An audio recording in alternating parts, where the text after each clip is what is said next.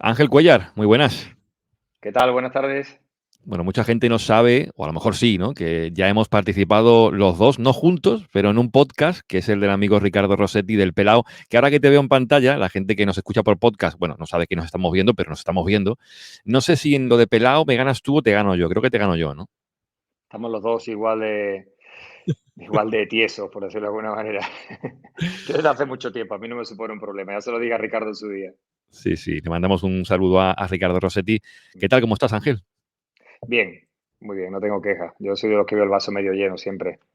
En mi condición no hago un esfuerzo por ello, me sale de forma natural. Yo tenía muchas ganas de hablar contigo y por eso para esta charla en el comienzo quería agradecértelo porque te he dejado, creo, leído durante casi un año, que te pregunté de hablar hace ya, pues, a comienzos de 2021. Ha pasado mucho tiempo, así que gracias por aceptar la invitación. Y en este comienzo, yo soy un hijo de los 90, como siempre digo, nací en el 82. Para mí los 90 son pues una etapa en lo que a fútbol se refiere pues, muy frenéticas. Pero claro, hablamos con Ángel Cuellar, que los 90 para ti, si para mí fueron frenéticas, para ti serían pues, intensísimas, ¿no? Sí, fue, digamos, la etapa en la que me desarrollé como jugador profesional, fundamentalmente. Bueno, han sido 14, 15 años y aparte de la etapa de formación, que la recuerdo también con mucho cariño y la tengo muy presente, es la que quizás me da más nostalgia y de la que más recuerdo ahora, después del tiempo, es quizás la que más recuerdo. Mm. Estamos en la previa grabando esto, que después se envejecerá muy mal, antes de un Barça-Betis, que todavía imagino ha pasado mucho desde que jugaste en el Betis y en el Barça, pero un Barça-Betis siempre es especial para ti, ¿no? Sí, sí lo es. No te voy a decir que no, porque el Betis es mi casa, es mi equipo, mi corazón es verde y blanco, yo soy un sufridor de toda la vida, ahora está Mm. algo mejor todo, intentando equiparar el aspecto deportivo con el institucional, pero el Barça es un sitio que me han tratado fenomenal siempre. No sé si porque tuve la opción de elegir entre los dos equipos más importantes a priori del país en cuanto a potencial económico fundamentalmente, que son Barça y Madrid. Y en su día pues me decanté por el Barça y eso me lo agradecieron mucho. No ha sido mi mejor etapa deportiva, pero ellos vieron el entusiasmo, puse todo y al final uno tiene que poner todo en lo que hace, donde está y con eso se tiene que ir, ¿no? Después el resultado de lo que ocurra nadie lo puede garantizar. Ahora entraremos un poco más en detalle de esa etapa tuya en el Barça, pero este Barça-Betis, que además imagino que lo comentarás por televisión, ¿no? Sí, sí, lo hago, lo hago. El Barça Betis y hago también después el Real Sociedad Real Madrid. Tengo dos partidos bonitos ese día. Hombre, viéndolo desde fuera, desde la televisión, como comentarista, cambia mucho de estar en el campo, ¿no? Sí, sí, sobre todo porque no te dejo de reconocer, Juanma, que hay veces que marca el Betis y tengo que darle al mute porque me dan ganas de gritar gol, no te voy a decir que no. Pero yo soy un tío ecuánime y además me enorgullezco de eso, ¿eh? Soy parcial. Por eso no me cuesta reconocer que soy bético, muy bético, pero no, tampoco me cuesta muy poco decir cuando el equipo rival es mejor y contar lo que veo y comentar lo que veo, no lo que mi corazón quizás quiera que pase. O sea, por eso es por lo que me dan partidos. Incluso me han dado hace poco partidos del Sevilla, no sé, yo creo que un poco por ahí, porque tengo esa forma de verlo y de hacerlo. Como comentarista, quitándonos la bufanda lo más neutral posible, ¿cómo ves este Barça-Betis, Xavi que acaba de llegar, un Betis de Pellegrini que está en un buen momento? ¿Cómo ves ese duelo? El duelo lo veo quizás más igualado que nunca, pero hay dos hándicaps que yo creo que pueden hacer que el Barça cobre un poquito más de ventaja, ¿no? Primero porque es el Barça siempre, pero el Betis es un equipo, yo creo que capacitado para ganarle a cualquiera. Es cierto que contra los grandes este año no está compitiendo bien. Esa semana Mm. negra que ha tenido, Atlético Madrid y Leverkusen Sevilla le hizo daño, otro equipo potente. Sin embargo, otros años ha sido capaz de, Capo Real Madrid, en fin, de hacerlo bien. ¿Qué ocurre? El primero, en cuanto al Betis, la baja de Fekir.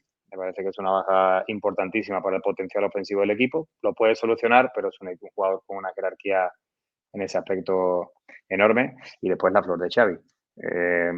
Cuando se habla de flor de Xavi, mmm, o como se hablaba de la flor de Zidane, parece que se habla en tono despectivo, en plan, tiene mucha suerte y solo tiene eso. No, la suerte hay que buscarla eh, y bueno, y por eso hay que trabajarla, ¿no? Hay un libro que se llama La buena suerte, que igual has leído, no te falta ahora meterse de lleno, pero precisamente habla de eso, de la buena suerte. La buena suerte, a diferencia de la suerte, es la que hay que buscar con el trabajo y la constancia. Yo creo que Xavi de inicio está poniendo mimbres para que tenga esa buena suerte que está teniendo. Definitivamente hay partidos que con Koeman pues seguramente no lo hubiera sacado. Y esa es la realidad, porque así lo estamos viendo. Eso me llama, ese conjunto de cosas, Juanma, es lo que me llama a pensar que puede estar un poquito decantado para el equipo local, pero lo veo más igualado que nunca. Ha hablado ya el presente, que como digo, eso es un podcast que pretende que se pueda escuchar en el futuro sin que afecte demasiado la actualidad. Vamos a entrar ya de lleno en la figura de Ángel Cuéllar. Y para ello le he pedido a uno de los amigos del podcast, el señor Javi Roldán, que es nuestro, digamos, historiador de cabecera, le dije, Javi, voy a hablar con Ángel Cuéllar. Me dijo, Juanma, es uno de mis ídolos. Digo, pues Javi, mándame un vídeo, como lo hice con Abelardo, para ver qué me cuenta Javi de la figura de Ángel Cuéllar para aquellos que son más jóvenes que yo, que a lo mejor no vieron a Ángel Cuéllar jugar, que a lo mejor lo han visto por YouTube. Esto nos cuenta Javi Roldán acerca de quién era Ángel Cuéllar, que tenemos hoy aquí en Team Barça Podcast. Voy a hacer un recordatorio a quien, a mi juicio, es uno de los futbolistas más talentosos de la década de los 90, no solo en la Liga, en España o en el Betis y el Barça donde jugó, sino a nivel europeo. ¿Qué sucedió? Que tuvo una lesión en la temporada 95-96 en el externo primer partido de Liga contra el Valladolid, jugando con el Barça de Johan Cruyff, la reconstrucción del Dream Team, que lo había fichado esa temporada después de exhibir virtudes, ¿no? Como el mediapunta, el segundo delantero que era en el Betis de Serra Ferrer, que un año antes había subido a primera división. Primeramente voy a enseñar su cromo porque esto es algo bastante bonito. Aquí lo tenemos, es Ángel Cuéllar, temporada 96-97, su segunda y última en el Barça, ya sin Johan Cruyff, ya con Bobby Robson, ya con otro rol, Ángel Cuéllar. Pero ¿cómo era como futbolista? ¿Qué tipo de futbolista nos perdimos debido a esa lesión? Seguramente un mediapunta zurdo, bajito, alrededor de unos 70, eléctrico, habilidoso y con mucha técnica y visión de juego. Todo esto, y no estoy exagerando, un jugador que haciendo pareja en el Betis, ¿no? Con el Torito Aquino en la delantera, un delantero más rematador, con Kowalczyk, un polaco también rematador, él jugando un poco yendo a la derecha, ¿no? Para dominar, manejo de balón, dominar el balón, frenar, quebrar, asistir, moverse libre, ¿no? Ser muy creativo en esa zona de desenlace de jugada. Llegó al Betis a primera división y en primera división hizo más de 10 goles y lo pescó Johan Cruyff. Johan Cruyff sabía las características de Cuéllar. En todos los equipos de todas las épocas hay futbolistas más fijos o con labores más concretas y otros que juegan con mayor libertad. Johan Cruyff usaba la posición del falso 9. Ahí usó varias veces a Ángel Cuéllar, que lucía la 10, para que bajase a la usanza de Michael Laudrup en tiempos anteriores, no, en años anteriores del Dream Team. Pero esa lesión lo frenó cuando volvió a final de temporada. Johan Cruyff siguió usándolo, ya dándole menos minutos, sin titularidades, pero menos minutos, pero dándole minutos buenos. Pero ya Bobby Robson, el Barça, se renovó con la ley Bosman, muchos fichajes arriba. Bobby Robson, las veces que decidió usar a Cuéllar fue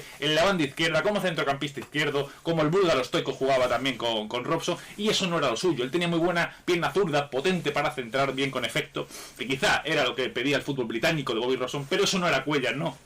Así que el Barça lo vendió al Betis, volvió al Betis de Luis Aragonés esta vez, pero ya quizá nunca volvió a ser el jugador que nos perdimos, no de primerísimo nivel, después de verlo en la temporada 94-95 explotar en el Betis, que también fue una temporada que no hubo Mundial ni hubo Eurocopa, y entonces Clemente tampoco, aunque sí jugó en la selección española algún partido, tampoco se le pudo ver con España, ¿no? Porque fue muy bonito, pero muy breve su etapa, ¿no? Exitosa en primera división, ¿no? Pero Johan Cruyff fue suficiente para que Johan Cruyff lo viese, quisiera confiarle en la reconstrucción del Dream Team. Ángel Cuéllar, para mí, un jugador magnífico de ensueño que me pesa mucho, ¿no? Como noventero que soy, que nos perdiéramos. Pues ahí están las palabras de Javi Roldán. ¿Conforme con lo que dice Javi, Ángel? Sí, certero, sí, sí. Al final la carrera de uno puede pensar, bueno, puede ser mejor, también puede ser peor o no ser directamente. Hay gente muy buena que no consigue ni siquiera llegar al Barça, yo estuve 2 años, pero es muy certero lo que ha dicho en muchos aspectos y efectivamente, en un segundo año con Bobby Robson, a mí, bueno, hubo unos problemas que ahora mismo pues no viene a cuento, quizás he yo algunos no deportivos, también errores de juventud mío, ¿por qué no? Pero bueno, después que decidí volver, sin que a mí me dijera nadie que me tuviera que ir. O sea, esa fue una decisión quizás equivocada por parte de mi entorno, de mi gente y mía, pero era un chico joven que en ese caso pues no tenía quizás la madurez como para que alguien me dijera, no, mira, tienes que aguantar, la primera te has lesionado, la segunda has tenido desencuentro y Van Gaal no me ha dicho que no te quiere, tienes que seguir. Bueno, insisto, la carrera de uno es la que es. Yo estoy ahora, después del tiempo, contento con la mía, insisto, porque hay gente muy buena que no consigue tener una carrera profesional de 14, 15 años y mucho menos estar 2 en el Barça. O sea que podría haber sido mejor, sí, pero también podría haber sido peor, como te digo, no haber sido. Entre Javi y tú ya habéis soltado pinceladas de lo que yo quería comentar durante la charla y ya van saliendo cosas, pero volviendo a esa temporada 94-95, la he revisado, he visto tus goles, tus jugadas, bueno, goles con la derecha, goles con la izquierda, goles de cabeza. Bueno, eras un delantero completísimo. ¿Es tu mejor temporada como profesional? Sí, ¿no?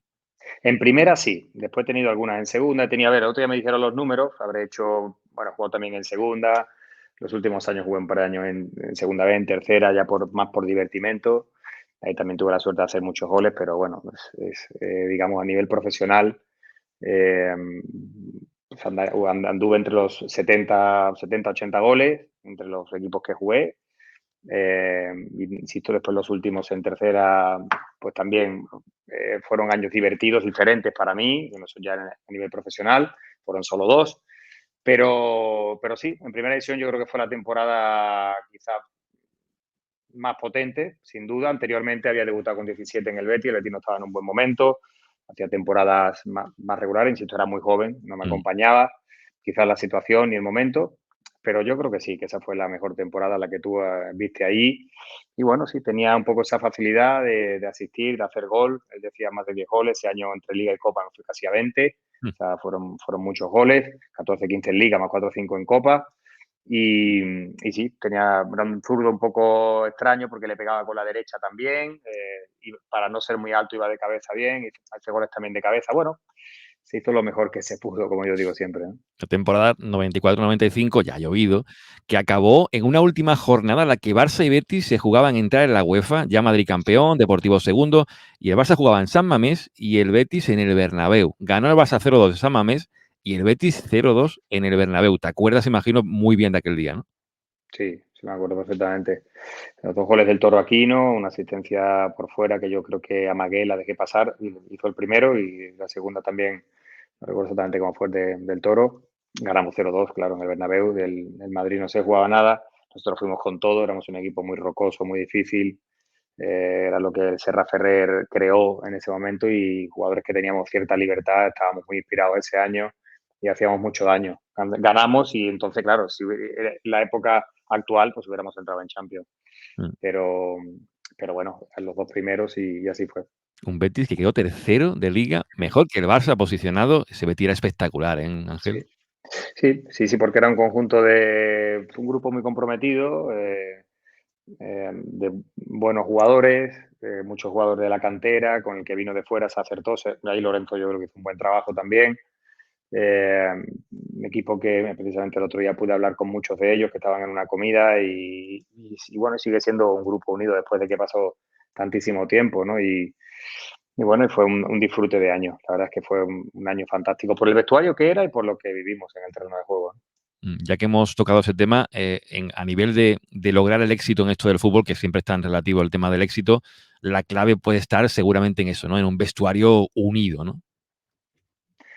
Sí, porque yo creo que desde la salud mental y desde bueno, desde esa honestidad que tiene que conseguir también el entrenador con lo que dice y lo que hace, Mm. que el equipo esté en ese aspecto bien, desde conseguir la voluntad de los jugadores y como te digo, la salud mental es donde el equipo va a empezar a progresar. Yo creo que un entrenador lo fundamental que tiene que hacer es conseguir la voluntad de sus jugadores para hacer algo, incluso aunque sea equivocado. Mm. Y en ese año nosotros teníamos la voluntad y el grupo era un grupo, como tú bien has comentado, desde el aspecto humano muy poderoso. Y ahí, cuando consigues un grupo de esas características, es difícil debatir, sea más o menos talentoso. Nosotros teníamos, yo creo que el talento suficiente, el fútbol ha evolucionado, está claro, pero, pero sí, estoy de acuerdo contigo.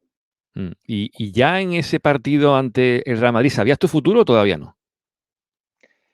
No, yo recuerdo al acabar, yo no tuve muy claro, yo me acuerdo de Serra Ferrer me iba diciendo durante el año, Ángel, el Barça me está Mm. preguntando por ti, Johan, yo creo que te está siguiendo y todo eso, ¿no? Yo creo que un poco como motivación, pero yo tampoco lo pensaba, ni lo hablaba con nadie, ni tenía eso en mente, ¿no?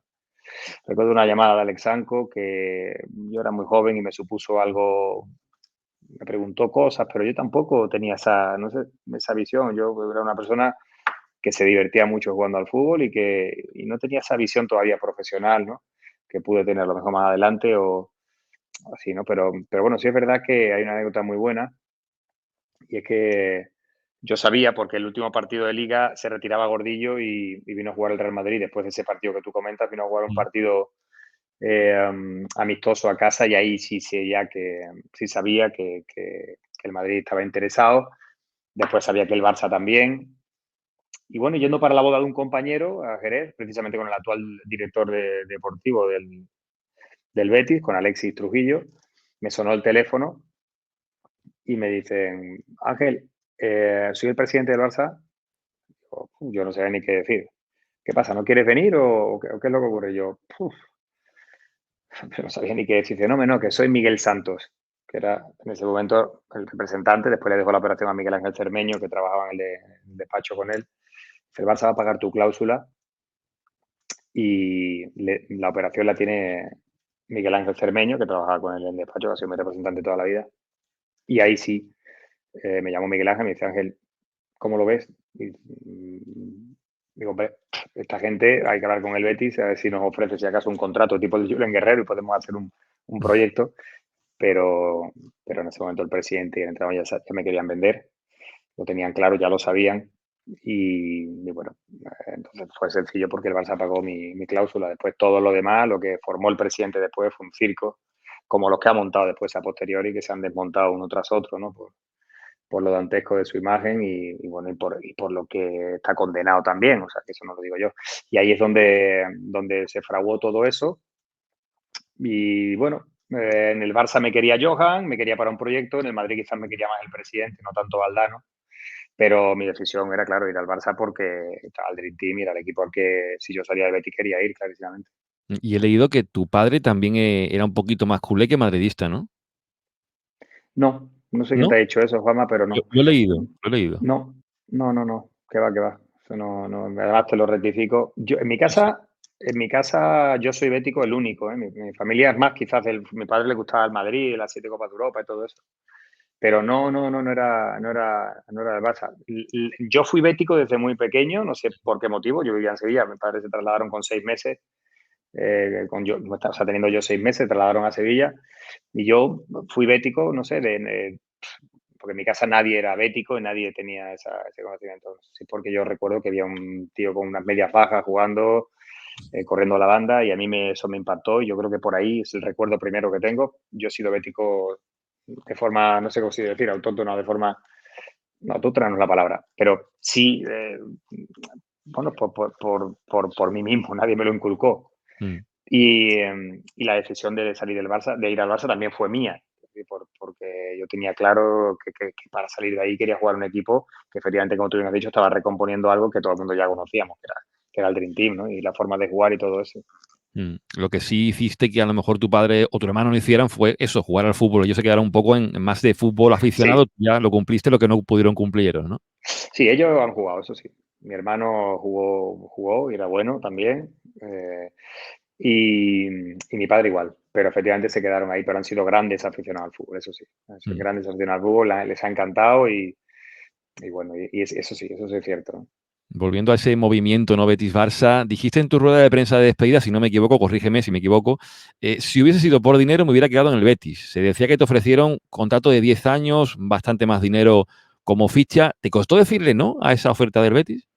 Era una oferta, yo creo que sí, era, bueno, podríamos decir que era importante, pero no con la contundencia realmente que incluso, como te comentaba, la de Julen, ¿no? Que fue una oferta en su día también muy sonora en ese aspecto, que Mm. esa era una oferta contundente para tener un proyecto de 10, 12 años y que te quedaras en casa. No fue esa propuesta, fue una propuesta a largo plazo y bueno, y efectivamente, o sea, no fue una valoración económica.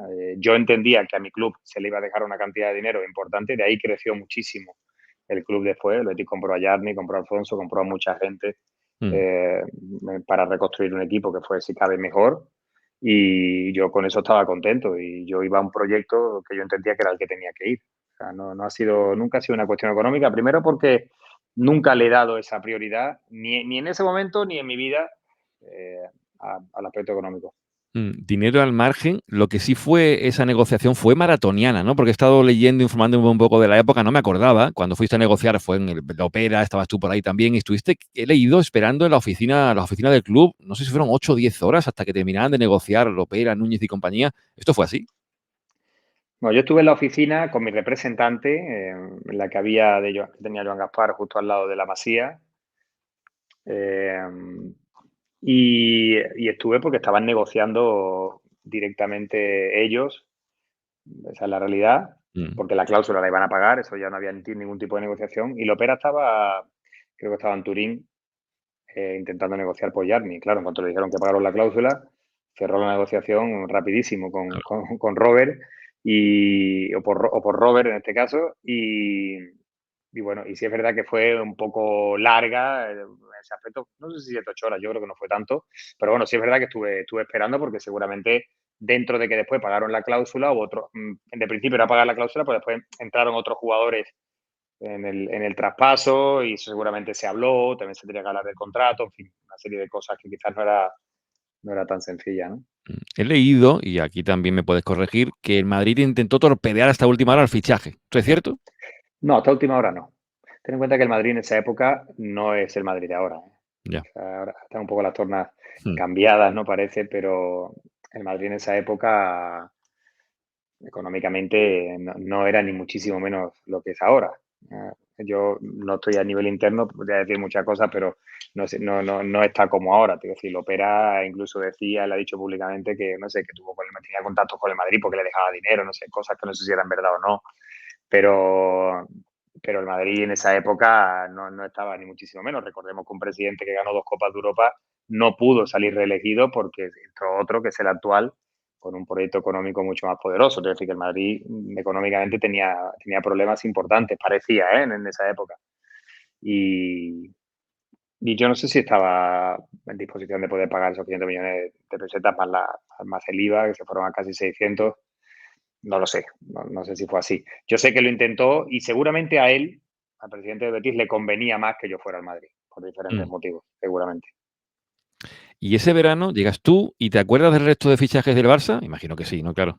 Sí, claro. Estaba Robert, Prosinecki, llegó, estaba Mejo, que ese año hizo muy buena temporada también, Codro, en la Real creo que fue, o en el Tenerife, en la Real, sí. Sí, Creo que llegó Jica también, Popescu, sí. si no me equivoco, y Luis, creo que llegó también Figo. Luisito Figo también llegó ese año. Y no sé si me queda alguno más. Me parece que no. No, no te queda ninguno. Lo has dicho todos los que eran, los tengo por aquí apuntados. Además, yo también he añadido la quinta del Mini, ¿no? Con De la Sí, Peña, Belamazán y compañía, que fantástico. hacían una plantilla, Ángel, Sí. mirándolo ahora en perspectiva, que no era nada mala, ¿eh? Una irrupción de los chicos espectacular. Hablando con Luis Enrique no hace mucho, en la última renovación del UEFA Pro, esta no que ha sido online, la anterior, Mm. comentábamos de la plantilla, no de ese año, pero sí del año posterior con Bobby Robson. Y él dice que es la mejor plantilla en la que ha estado nunca, el mejor vestuario, la mejor plantilla. Y después recordando los jugadores que estaban, no le falta razón. O sea, una plantilla espectacular en la que se consiguió para Supercopa, la Recopa de Europa y la Copa del Rey. Pero, pero es cierto que esa de ese año no era mala, pero la irrupción de la quinta del Mini, efectivamente, con Tony Belamazán, con Juan Carlos Moreno, con Iván de la Peña, con Rugier García, con Albert Celades, chicos que han hecho carrera todos después. Además son de grandísimos jugadores. Son unos chicos excepcionales, lo siguen siendo. No hace mucho estuve en el Mini viendo un partido de la Youth League, no hace mucho, y coincidí con Iván y sigue igual. O sea, son chicos fantásticos. Y Juan Mm. Carlos Moreno también coincidí con él hace poco. O sea, son chicos, Ruggier, lo veo, aparte ha sido compañero mío. Albert Celades también un encanto. Todos chicos encantadores y grandísimos jugadores. ¿No? Hay grandísimos jugadores que han hecho carreras importantes. Como en todos los veranos hay altas y también hay bajas. Ese verano se fueron Stoikov, se fue Koeman y se fue Chiqui Begiristain. Ojo a los 3 nombres que salieron. Yo no sé esto dentro del vestuario, hablamos de 3 símbolos del Dream Team. ¿Esto cómo se fue gestionando en ese primer verano ya tú como jugador del Barça? ¿Tú cómo lo viste desde dentro? Yo tenía mucha conciencia de eso. Yo llegué, yo sé que había una renovación y ahí Johan pues tenía su peso, era un hombre con mucha personalidad y yo creo que tenía ese poder de decisión. Así lo llevó a cabo, decidió que eran ellos tres los que tenían que salir y renovar el, el equipo. Vamos, una decisión que yo tampoco ni entré a valorar. Yo llegaba del Betis con una ilusión tremenda y es lo único que recuerdo sobre eso. En esa época, viendo un poco portadas de periódico, Cuéllar suena para llegar al Barça y por otro lado, llenando portadas, Hristo Stoichkov se va, fue tremendo aquellas semanas. Decía Rechat también esas semanas, el que fuera segundo de Johan Cruyff, que tenían contigo la idea en mente de probarte como extremo, izquierdo, media punta por ese lado, un poco haciendo labores de Chiqui Begiristain. ¿Eso cómo te lo fueron transmitiendo durante esa primera pretemporada que se dio en Holanda? El inicio no fue fácil, te lo tengo que reconocer, Juanma. De hecho, tuvimos una anécdota con tanto Luis como yo, que él venía del Sporting de Lisboa, de jugar también la misma posición que yo, y Johan jugaba con dos jugadores por fuera. Jugar a pierna cambiada, eso para nosotros era algo extraño porque lo ha dicho muy bien antes Javier, entonces yo era un media punta con libertad de movimiento por toda esa zona, que pisaba el área mucho, en fin, otra forma de hacer diferente. Lo que hizo Johan, lo que trajo Johan aquí, ese 1-4-3-3, eso no existía aquí era en España el 1-4-4-2, equipos replegaditos, defender bien y a salir y a ver cómo te cojo, a ver cómo te puedo pillar cuando estés desorganizado o cualquier cosa de ese tipo. No había ataques posicionales, en fin, todo eso lo trajo Johan, que es verdad que después tenía ciertos problemas atrás, de ahí la evolución de Guardiola, yo creo, después en esa propuesta. Yo creo que ahí es donde encontró la clave Pep en ese aspecto, pero el que comenzó todo eso en España fue Johan, ¿no? Entonces, para nosotros era un poco shock jugar a pierna cambiada, jugar por fuera. De hecho, lo fuimos a comentar con él en pretemporada. Bueno, salió de hecho en el periódico, no recuerdo en cuál fue, si en el Sport o en el Mundo Deportivo, como que estábamos descontentos, ¿no? Nosotros no habíamos dicho nada de eso. Se lo fuimos a contar a Johan, a Mister, que nosotros jóvenes, impactados, a Mister, que nosotros no hemos dicho nada de esto, ¿no? De jugar por fuera, tal. A mí no me digáis nada. Díselo a ellos, que son los que lo han dicho. No, está como diciendo, a mí no me digáis nada.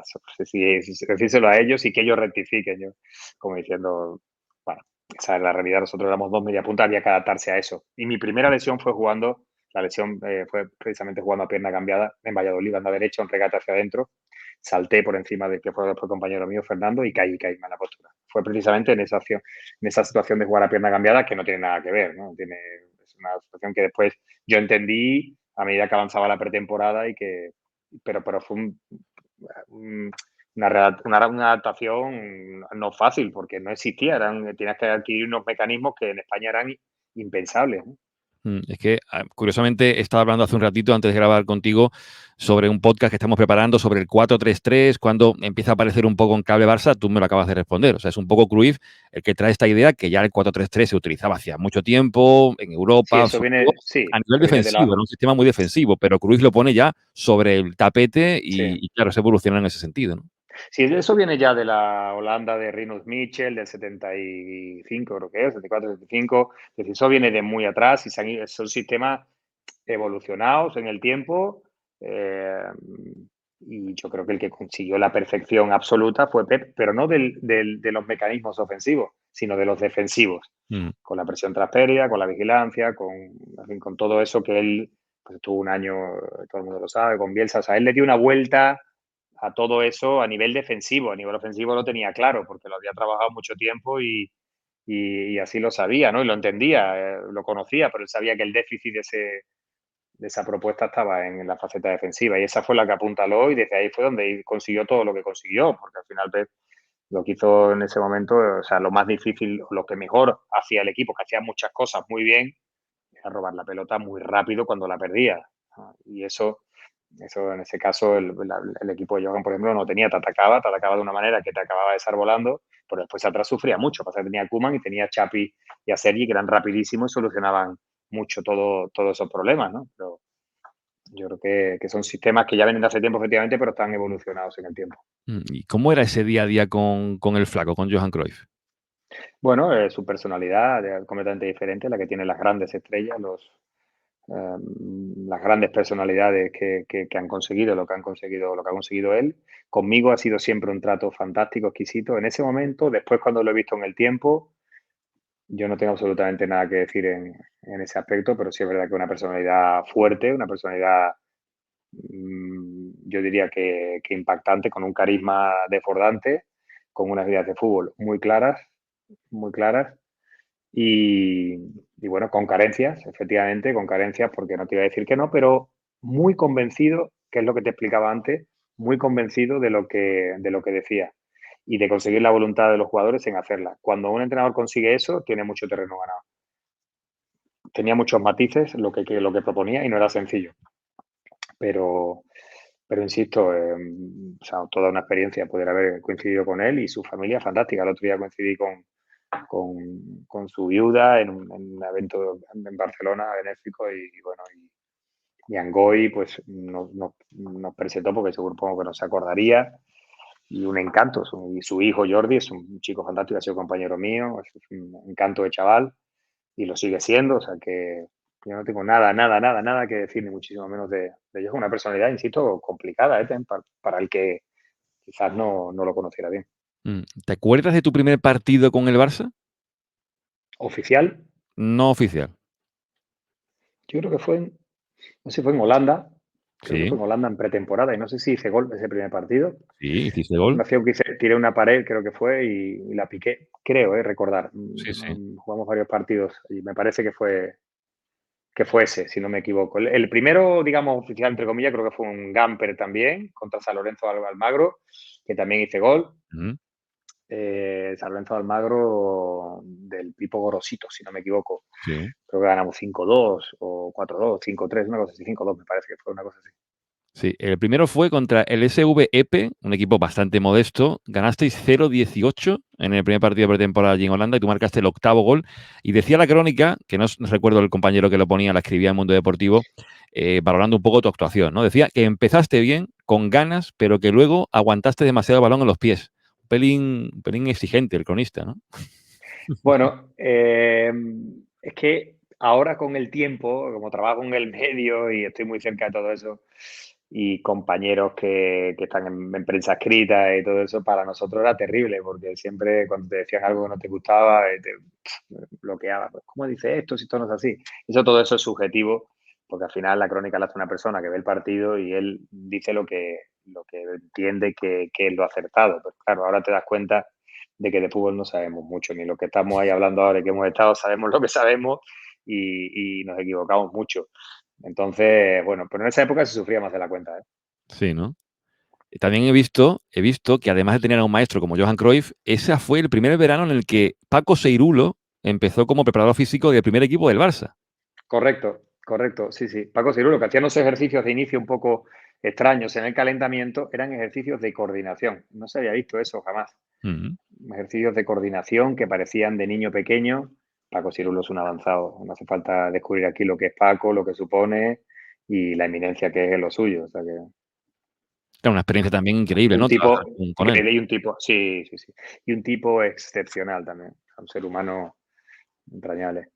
Y en esa primera pretemporada, nos vamos a Holanda en ese año 1995, ¿con qué jugador, qué compañeros empezaste a hacer más afinidad? Creo que compartiste habitación, si no me he equivocado también leyendo, con Abelardo, ¿no? Que también ha estado aquí en Sí, Timbers de Podcast. sí, sí, sí. Con el Pitu.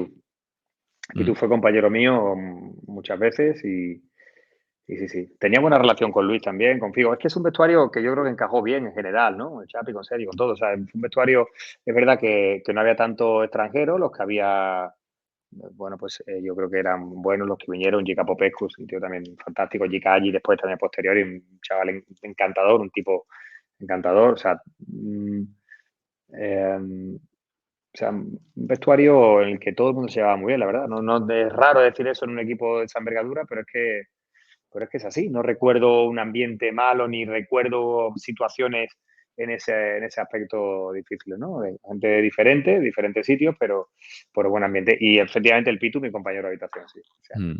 Y también he visto acabar la pretemporada, Cuéllar con ese gol que decía en el Gamper ante San Lorenzo de Almagro, también un gol ante el Lyon, en el que también decían por ahí las crónicas que jugaste mejor de 6 que de 9.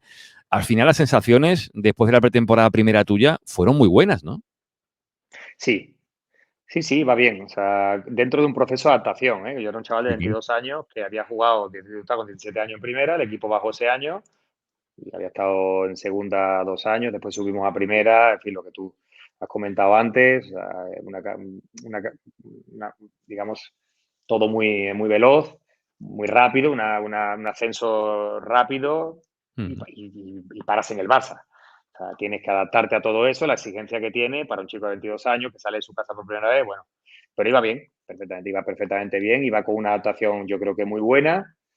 Yo con mi exigencia recuerdo que de pensar que lo tenía que haber hecho mejor, pero después la gente que lo vio y como se analizó, pues efectivamente era una adaptación correcta, insisto, de alguien que va haciendo las cosas bien, ¿no? Que viene, o sea, no es un desastre de pretemporada, que no hace con bola, que no.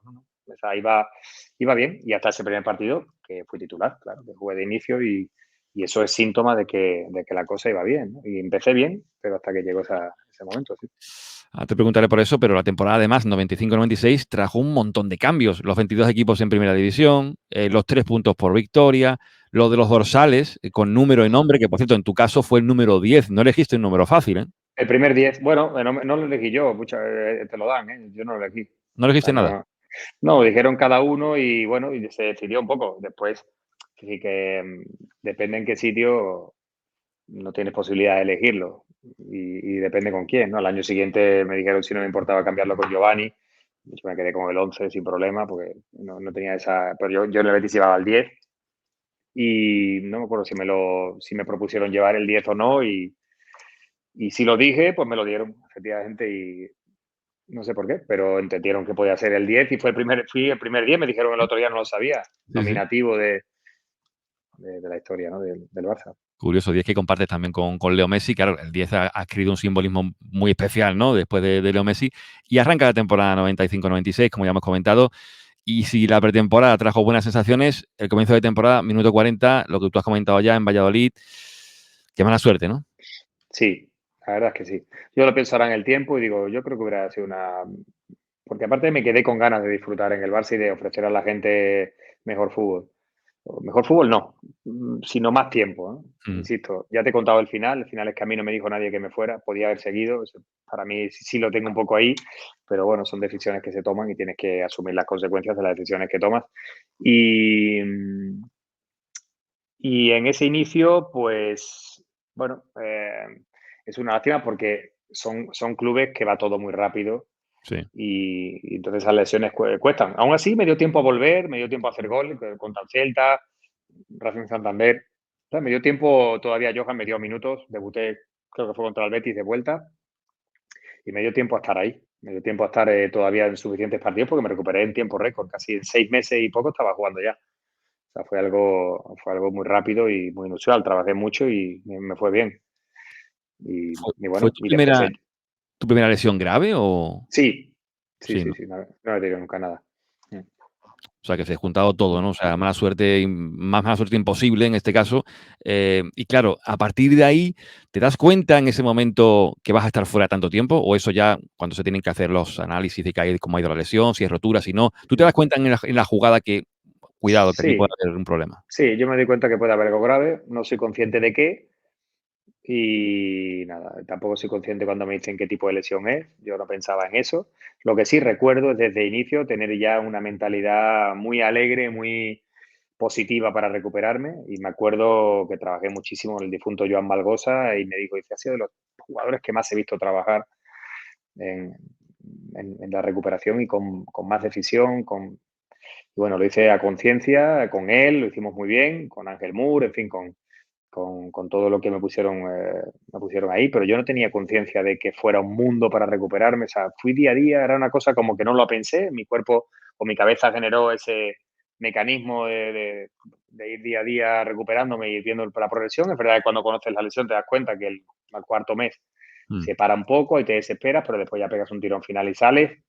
Pues yo no tenía esa conciencia de 6 meses y que se me hiciera eterno. No la tengo ahora mismo, ¿eh? Mm. Y sale de la lesión, como tú has comentado, marcas ante el Racing, marcas ante el Celta. Por cierto, este partido último, también partido histórico, porque fue el último de Johan Cruyff, la pañolada tremenda en el Camp Nou, Jordi Cruyff aplaudiendo a la gente.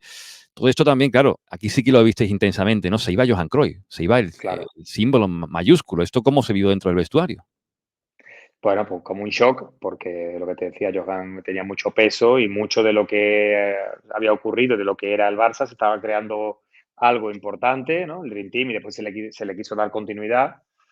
Pues bueno, y aparte la figura de Johan es muy alargada, o sea que no hace falta volverlo a explicar, pero es así, ¿no? Y bueno, efectivamente se echó recuerdo ese partido y fue, pues ganamos al Celta, creo que fue, pase Sí. que metió Oscar García, creo que metió Oscar García también, John, mano de Rubier, y, y bueno, y así fue. Último partido, pañolada, despedida, ganamos y a ver qué pasa el año siguiente y bueno, y se inició el año, ¿no? Y al siguiente no te voy a preguntar por Rosson porque ya has dicho al principio que es un tema que mejor dejarlo ahí, pero bueno, la temporada tampoco acabó mal, ¿no? La siguiente, 96-97, llega Sí. el fenómeno Ronaldo, que has dicho muchas veces que es el mejor jugador con el que ha jugado, ¿no? Lo mantienes, ¿no? Sí, sin duda. Un talento natural increíble y además el año fue el mejor de su carrera, que también sufrió después lesiones muy importantes y quizá no podía haber sido mejor. La de él fue importantísima ya, tuvo mucha presencia en todos los equipos en los que jugó, la selección, campeón del mundo, todo eso, pero efectivamente también sufrió lesión grave, o sea que en otros equipos, pero en el Barça tuvo su mejor temporada. Y bueno, y esa es la realidad. Ese año hubo un desencuentro de inicio por una serie de motivos que yo ya sabía. Y yo en vez de, bueno, tener un punto más de madurez y saber que yo podía tener mi sitio, el sitio de Amunique, esa es la realidad, porque él me ponía por banda y yo no era un jugador de banda, pero Mm. aún así yo tenía la capacidad y yo creo que el talento y las condiciones mejores para poder estar ahí. Pero me equivoqué, enfrente a él, salí perdiendo, claro, y tuve poca presencia. Hasta que apareció el nombre que él quería traer, que era el de Amunique, que es un chaval encantador, un tipo que además en el vestuario encajó fenomenal y es muy buen chaval y todo eso. Hasta ahí yo tuve presencia, jugaba, o sea, tenía con él una relación normal, pero a partir de ahí hubo un desencuentro importante y bueno, salí perjudicado, claro, porque yo tampoco lo manejé de la forma mejor, más adecuada, es cierto. Tampoco voy a insistir ahí, pero la temporada acaba bien. 3 Sí, títulos y esa final de Copa del Rey, que sí. como se suele decir por mi tierra, yo soy de Huelva, tú eres casi sevillano, se podría decir, corazón dividido, ¿no? En esa final, imagino, ¿no? ¿O no? Bueno, es una cosa extraña, porque además ocurrió algo, me quedé el último, no sé por qué, y tuve que bajar la Copa del Rey yo. Fue una cosa muy rara, ¿no? Poco tiempo después volví otra vez al Betis, pero fue un poco extraño todo eso, ¿no? Y efectivamente una sensación, porque eran además todos los que estaban ahí, muchos de ellos eran unos compañeros, amigos míos, desde pequeños habían crecido conmigo. En esa época en el Betis había 4, 5, 6 jugadores que subimos del División de Honor Juvenil, que fuimos campeones del Rey, de la Copa del Rey Juvenil, que le ganamos al Barça precisamente de Guardiola, Serie y todo eso. Mm. Todo eso crecimos juntos y fuimos en el primer equipo y ellos seguían ahí, o sea, eran amigos míos. Una cosa, es verdad, un poco extraña, pero bueno, así fue. Yo imagino que si hubiera habido WhatsApp en esa época, te hubieran dado una caña por WhatsApp la semana antes de la final tremenda, ¿eh? Seguro, no existía todo eso, pero vamos, no tengo la mínima duda. Las redes sociales no existían. Yo muchas veces pienso qué hubiera pasado, ¿no? O cómo hubiera sido todo. Tendría muchos más seguidores, posiblemente, que no es algo que me preocupe, pero diría, bueno, tendría más seguidores, pues sí, los WhatsApp, todo, bueno, cambiaría todo, pero fue lo que fue y era como era. Y no soy nada nostálgico, de todo lo que ocurrió, ¿no? Me lo preguntas, lo intento recordar, tengo más nostalgia de la época de infantil, juvenil, no sé, lo recuerdo con más cariño. La etapa profesional es muy rápida, es una vorágine muy rápida y se disfruta lo justo. Ahora con el tiempo lo que sí me quedo es con el juego en sí, ¿no? Recuerdas, echas de menos jugar, sea en la Mm. categoría que sea y donde sea, el juego, no se echa mucho en falta. Y después de Rosson llegó Van Gaal. Y con Abelardo, en el programa que hacíamos con él nos contó la anécdota de que se reunió con él, Van Gaal y Mourinho, para decirle que no contaban con él y que al final Abelardo los acabó convenciendo y acabó siendo uno de los que más jugó con Van Gaal. ¿Se reunió Van Gaal y Mourinho contigo o no? No, a mí Nada. me dijo Joan Gaspar directamente estas palabras, Van Gaal no me ha dicho que no te quiere. Pero es verdad que el Betis volvió a por mí, me dio 7, 8 años de contrato, eso es cierto, y yo decidí volver. Eso fue un error mío.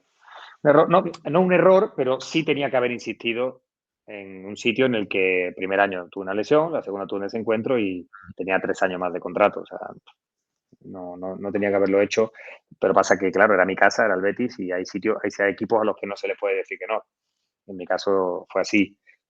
Pero las palabras de Joan Caspar las recuerdo perfectamente, ¿no? Van Gaal no me ha dicho que no te quiere, te vas porque quieres. Es que, de hecho, tenía por aquí apuntado que en una entrevista que hiciste también para el Barça decías que fue una decisión precipitada y equivocada la de irte del Barça. Lo sigues pensando por lo que veo, ¿no? Bueno, equivocada, sí, precipitada sí fue.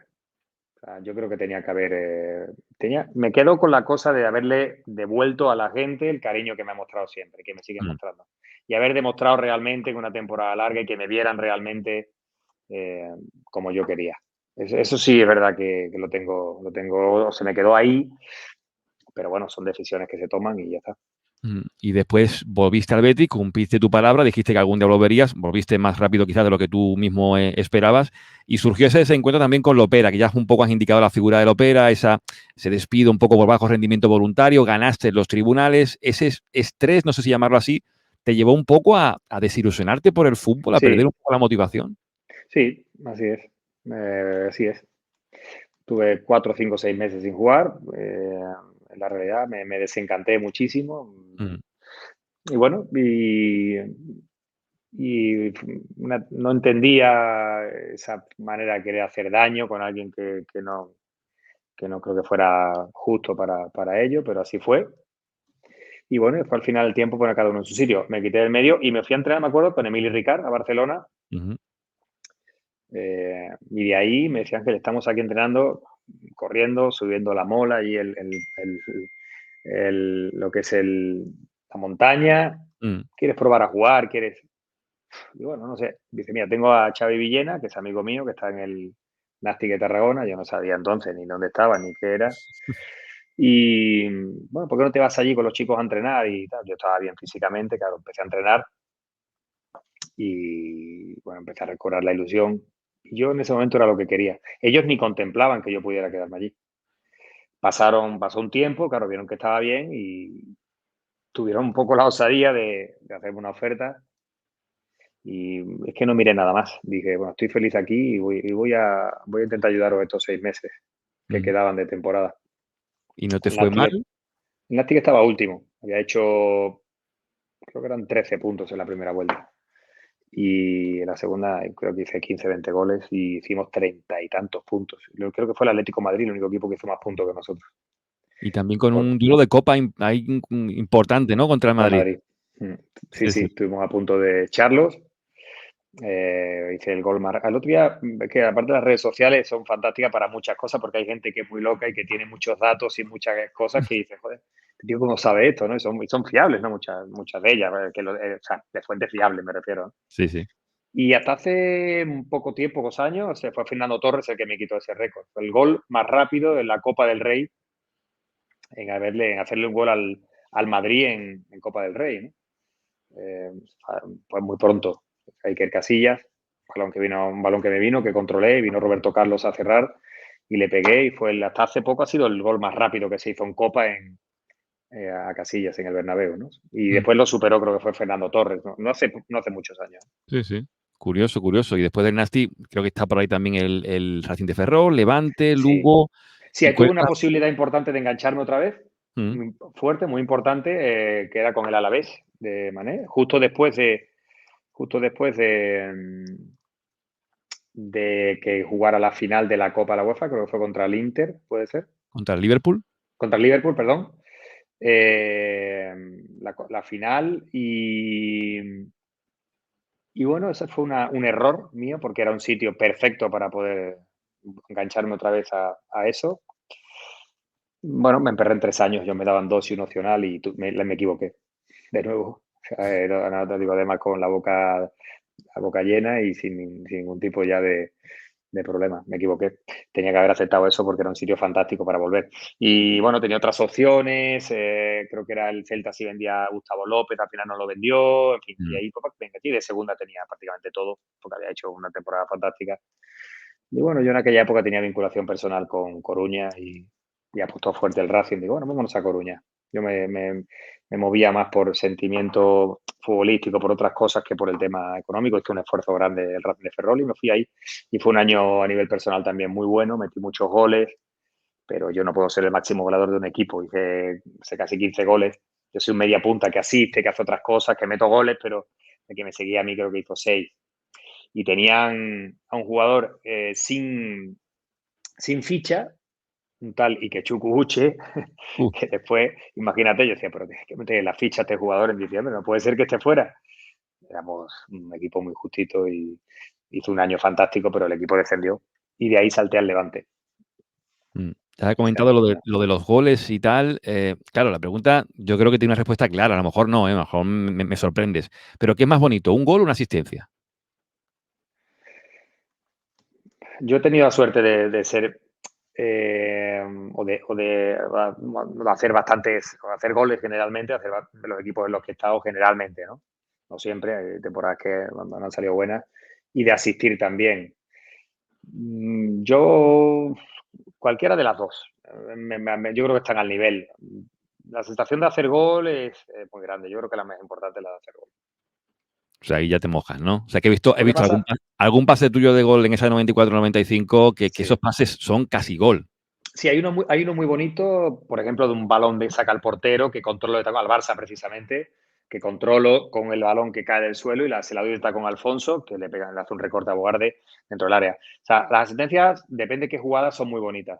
Mm. Pero el gol yo creo que es el sumum de todo esto, ¿no? Y lo que hay que hacer es generoso, y cuando un compañero tiene la posibilidad de hacer gol, que está mejor situado que tú, dársela o intentar dársela, y cuando tienes que hacer gol, pues hacer gol. Pero yo creo que el gol es lo máximo, es el santo grial de este deporte, y todo lo que se hace, todo lo que se propone es para generar la ocasión.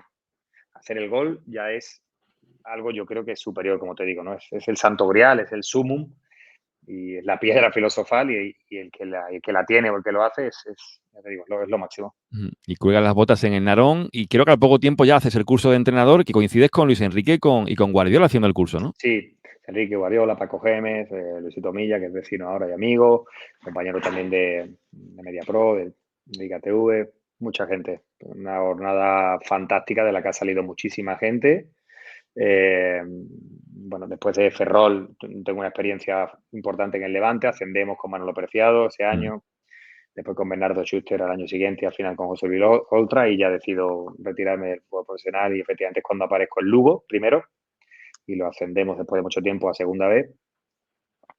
Y después en el Narón, efectivamente, coincidí con otros compañeros. Mira, me convencieron antiguos compañeros del Racing de Ferrol, Juanito, uno que jugó conmigo en el Betis, Mm. Manel, jugó en el Celta, en fin, Fran Caínzos, gente que eran de Galicia, que era un equipo muy bonito para jugar, un campo perfecto. Los campos de tercera de Galicia son fantásticos, y una experiencia que yo nunca pensé que tendría, pero que ahora con el tiempo la veo muy enriquecedora. Un cariño a los chicos enorme, ellos a mí también, y bueno, y efectivamente, y así fue. Después el curso de entrenador, y una jornada pues muy buena. ¿Tenías claro desde el primer momento que querías ser técnico en cuanto colgaste No, las botas o no? no. Uno pasa una etapa, yo además lo he comentado alguna vez, a mí esos 2 años en los que dejo de jugar, y bueno, empiezo un poco a trabajar en la Federación Gallega con los alevines y todo eso, son una etapa complicada, ¿eh? Una etapa en la que tienes que empezar a encontrar pequeñas motivaciones y empezar a salir. A mí me costó muchísimo, muchísimo. Es como, pues no sé, entras en un ring, entra una mano y estás medio noqueado, medio groggy, no sabes dónde estás. No es nada sencillo. A mí, por lo menos, no me lo resultó, me afectó incluso a nivel personal, pero con pequeñas motivaciones fui saliendo, fui haciendo, y de ahí me fui encontrando, Vine en cadetes, después en primera regional, ascendimos con un equipo que para mí fue como un máster, que llevaba 20 años, 25 años sin ascender de categoría, subimos, de ahí a tercera edición, peligros de ascenso, segunda vez en Murcia, y bueno, y de ahí salté a la televisión. Pues Mm. el mundo de entrenar, te das cuenta de que es complicado, el mundo del entrenador es muy difícil, no van los méritos, los conocimientos, las capacidades van después. Los puestos de trabajo, yo creo, no son nada sencillos de adquirir por diferentes motivos, y uno desencantado, pero sí es verdad que dio la casualidad que aparecer en Madrid, vine a Madrid, ahí empezó la televisión, y ahí llevo ya 2, 3 años en un puesto en el cual estoy encantado, y que me llena mucho también, y para mi conciliación familiar es fantástica también, porque entrenar hoy día, hablo con Luis Milla mucho y me dice, yo estoy muy cómodo también, y claro, pero es que no es que estemos cómodos, es que es un trabajo muy bonito, y entrenar hoy día es que ni hacer las cosas bien muchas veces te vale para que pierdas el puesto, y después muchos, es un gremio que no es nada honesto muchas veces. Por ocupar el puesto son capaces de muchas cosas, algunos, no todos, efectivamente, y después los puestos, para conseguirlos, ya te digo, no sé, es un poco desencanto, pero casualmente se cerró esa puerta y se abrió esta que te digo de la tele. Me interesa mucho eso que decías de cuando cierra la etapa de uno de jugador, que al final es una vida corta, ¿no? La del futbolista. No sé si faltan herramientas a lo mejor para esos futbolistas que se retiran cuando llega ese punto en el que tienen que decir adiós al fútbol, para esa reubicación, ¿no? En la vida, entre comillas, normal. Si tú crees que hoy día faltan herramientas para esos jugadores encontrar un camino profesional después del fútbol. No, hoy día no, Juanma, hace tiempo sí. Mm. Quizás en mi época puede ser. Algo que motive realmente. Es verdad que yo creo que después de dejar el Lugo pude entrenar al equipo en segunda vez. Estaba Carlos Moriz, el director deportivo. Yo creo que pude hacerlo. Y puse la excusa de que eran compañeros míos y que por eso no quise entrenarlos. Pero en realidad es que no lo sentía, no lo vi, no sé. Ahora yo creo que hay muchas más posibilidades. El jugador tiene otra información. Hay muchos jugadores también colaborando en televisión. El puesto que tenemos nosotros es un puesto de privilegio y la gente lo ve. Mucha gente le gustaría también estar ahí. Está el mundo del entrenador, en la cual se facilita también que puedan sacarse los títulos. Se facilita, me refiero, hacen convocatorias para que así sea, dentro de las horas lectivas y de lo que hay que hacer para poder sacarlos, por supuesto, dentro de la legalidad y la normalidad. Yo creo que ahora es más factible, Juanma. Yo creo que ahora el jugador tiene muchas más posibilidades, tiene más información, está más preparado, tiene. Yo creo que hoy día es más sencillo. Me parece que AFE ayuda muchísimo también en ese aspecto. No es la AFE de hace muchísimo, de hace años. Yo creo que ahora AFE está perfectamente defendida por David Aganzo y su gente. No sé, me parece que es bastante mejor ahora. ¿Y la etapa de entrenador la tienes ahora mismo aparcada completamente o por ahí Sí, a todavía? ver, sí, la tengo aparcada, nunca se puede saber, pero el trabajo que tengo, Juanma, como te digo, es un trabajo que me llena mucho, trabajo que me permite una conciliación familiar muy buena y que yo creo que respetan y valoran el trabajo que hacemos. En el caso mío, me siento muy valorado, muy apreciado en una empresa en la que estoy encantado, que es MediaPro, en Liga TV, en Gol TV, compañeros enormes, fantásticos, y tanto los que están haciendo lo mismo que yo, como mis jefes, como mis responsables y todo eso. O sea que, pero no sé, va a ser muy complicado que eso cambie. Muchas veces me preguntaban hace poco por el banquillo por ejemplo, de si me llamara a mi casa el Betis, ¿no? El Betis Deportivo, tal. Digo, mira, lo que no haré nunca será vender mi beticismo para trabajar en ningún lado. Ya lo he comentado. Uno tiene que trabajar en los sitios por su capacidad, independientemente de si es bético, del Barça, del Madrid o del equipo que sea. Y por eso no tengo esa obsesión, ni lo pienso, porque donde estoy muy bien. Lo que no haré es como mucha gente hace, que yo creo que es vender, que es muchísimo de un equipo para trabajar ahí, que bueno, yo soy el más, no sé, bético o el más no sé, del Barça. Eso me Mm. parece absurdo. Los sitios hay que trabajar por tu capacidad y nada más. Y aquí donde estoy me valoran, por lo que no puedo pensar más allá de eso. Si algún día entreno, no lo sé, pero ahora mismo no lo contemplo, insisto, porque donde estoy muy bien. Que me consta que en tu etapa como técnico, que fue pues fue corta y en equipos muy modestos, en regional, en tercera, segunda B, la enseñanza que extrajiste fue bastante poderosa, ¿no? Sí, yo, sin ser alguien presuntuosa, Juanma, porque no lo soy, cualquiera que me conozca te lo puede decir, yo creo que soy un buen técnico, pero fundamentalmente porque a mí me gusta la gestión del grupo. Entrenar bien lo hace mucha gente, es decir, que hay mucha gente por el libro que es un buen entrenador y que desarrollan métodos de trabajo, lo saben exponer y todo eso. Pero yo creo que soy muy bueno en lo más difícil que es la gestión del grupo. Pues habré tenido algún lapsus seguro. Yo siempre pongo el error por delante, o sea que ya saben que me voy a equivocar y que voy a intentar rectificar. Pero a mí se me da bien la gestión del grupo y se me da bien conseguir las voluntades de los jugadores. Se me ha dado bien. Y la idea de juego y lo que quería la tenía clara y la trabajaba de la forma que veía oportuna. O sea, yo me tengo buena estima como técnico Mm. desde la humildad, pero la humildad de verdad es una palabra que está mal utilizada y que aparte se le da poco valor, ¿no? Es que yo soy humilde, ¿no? No, humilde se es o no se es. Hay que ser humilde, ¿no? Hay que ser humilde, ¿no? Humilde lo eres o no lo eres. No puedes.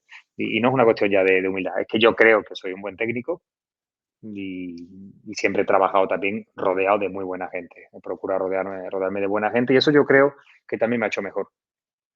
Y además de técnico, de jugador, de comentarista, si no tengo tampoco mal entendido, llegaste a hacer un curso en director deportivo. Te queda solamente Sí. ya ser presidente. Bueno, lo hice porque uno tiene que intentar. Yo no soy hombre de despacho, o sea, no me veo en una posición de ese tipo, pero sí lo que soy es alguien de nutrirse y de intentar tener otras perspectivas, otra visión aunque no esté ahí, pero sí de cómo puede pensar un director deportivo o cómo puede entender las cosas. Y después de todo eso hay mm, otros intereses que entran en juego que estropean todo eso, ¿no? Cuando uno deja de jugar, Juanma, se da cuenta de que el fútbol está rodeado por un interés económico grande y que hay cosas que te pueden decepcionar. En la posición de entrenador, la posición de director deportivo, la posición cuando no es. Ocurre que hay algo muy poderoso y que es por lo que amamos el fútbol y es el juego. Esa parte romántica no se va a perder nunca. Por eso es por lo que al final nos encanta y no nos importa decepcionarnos con situaciones que tengan que ver con el interés económico y con otros. Y mientras que permanezca el juego y el juego va a estar ahí siempre. Por lo tanto, por eso es por lo que sigo enamorado y vinculado, ¿no? Y a veces el juego se deja mucho de lado, no digo en tu caso, que tú hablas mucho del juego como comentarista, pero en esa posición también se ha dejado mucho hablar del juego. A mí, bueno, también estando en esta posición, me da mucha rabia y en Team Barça, bueno, intentamos hablar mucho del juego, pero sí que se ha perdido, ¿no? Ese gusto, porque al final quizás mucha gente entiende que no vende, cuando debe ser lo que más debería de vender, ¿no?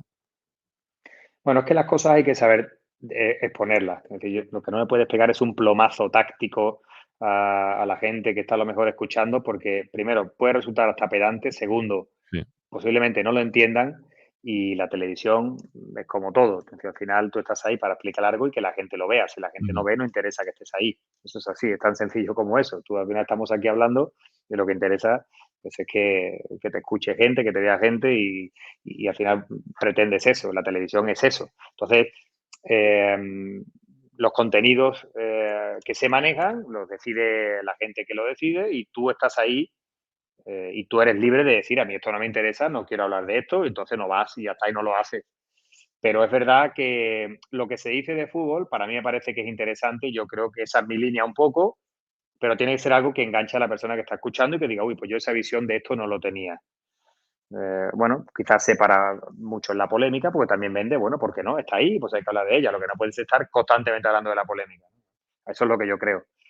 Pero yo creo que medios como el que yo trabajo, yo estoy contento con ellos. El Liga TV, por supuesto, lo he hecho en Bein Sport el año pasado, o sea, hace 2 temporadas y ha sido una experiencia también hablando de fútbol enorme, con Danae Boronat, que son gente, presentadora fantástica, yo qué sé, con Felipe del Campo, que fue el nombre de la persona con la que inicié, Jordi Domínguez, Marc Ormet, Mateo Sánchez, o sea, toda la gente con la que yo me rodeo son gente con la que es un gustazo trabajar y con la que uno se siente cómodo, o sea, no hay ninguna duda, vamos. Pues Ángel Cuellar, hemos hablado del juego, hemos hablado de la etapa en el Barça, un poquito del Betis, te he preguntado un poco de Sevilla, de lo bien que se vive en Sevilla, porque yo, bueno, siendo de Huelva, y aunque hay mucha rivalidad a veces, Tengo grandes amigos en Huelva, Juanma, grandes amigos. se come muy bien, ¿eh? Tanto en Huelva como en Sevilla. Bueno, ha sido hace 2 años, puede ser, capital gastronómica, hace Puede dos ser, puede años. ser. Uy, no me quiero mojar a ver si se va a enfadar alguno Ya de verás, Huelva. ya verás que si lo miras ahora, que tú eres de los que mira, además veo que buscas bien en el internet, capital gastronómica, no sé, hace 2 años, ¿eh? ¿Se echa de menos Sevilla o...? Se echa de menos, pero yo soy un poco extraño para eso, ¿eh? Sevilla es fantástica como lo son muchos sitios, ¿eh? O sea, yo creo que lo que hace diferente a los sitios es la gente. Sevilla tiene cosas fenomenales como las tiene Huelva y como las tienen otros muchos sitios del mundo.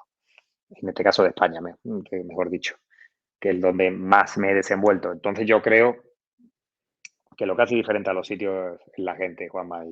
Y la tierra es fantástica, pero uno no puede pensar que lo suyo es lo mejor. Hay sitios que son bonitos, hay que saber valorarlos arquitectónicamente, pues Huelva tiene lo que tiene, Sevilla lo que tiene y otros sitios tienen lo que tiene. Pero lo que hace diferente a los sitios son la gente. Por eso es por lo que cualquier sitio puede ser válido, ¿no? Completamente de acuerdo. Y para cerrar ya con el Barça, Ángel, hace poco se cumplió el 122 aniversario del club. En el podcast hablábamos un poco con la gente que nos dieran sus comentarios de qué ha significado para ellos el Barça. ¿Para ti qué ha significado el Barça en tu vida? Para mí ha sido un sitio en el que no he conseguido darle lo que yo quería y me han valorado como si lo hubiera hecho. Eh, Me han dado un cariño, me lo siguen dando, me lo han procesado siempre, estando lesionado, después de la lesión, cuando he vuelto, cuando han pasado los años y he podido volver, la gente le reconozco un cariño importante cuando no he podido quizás ofrecerle todo lo que yo hubiera querido en el terreno de juego. Y yo creo que eso resume muy bien el cariño que le tengo. Mi corazón es verde y blanco, esa es la realidad, pues soy sufridor, lo voy a hacer siempre, pero el Barça ocupa un sitio importantísimo. Por eso que te digo, no es nada sencillo eh, todo lo que me dan sin haberle podido yo ofrecer la mitad de lo que ellos me han dado. Pues en Team Barça queríamos conocer también el otro lado, porque hablamos con Mascherano, con Márquez, con gente que ha tenido ese éxito que decimos que también es muy subjetivo interpretarlo, pero queríamos conocer también la otra cara, ¿no? De alguien que a lo mejor no tuvo la suerte por su paso por el Barça, pero que, como bien ha dicho, le guarda mucho cariño y eso es lo importante aquí en el podcast. Ángel, que ha sido un gusto charlar contigo. Te dije que te iba a tener una horita, han sido ya hora y 5 minutos, así que te pido disculpas, ¿vale? Disculpa ninguna, he estado encantado, Juanma. Ha sido un placer de verdad y nada, te mando un abrazo y mucho éxito con el podcast. Un abrazo grande. Otro.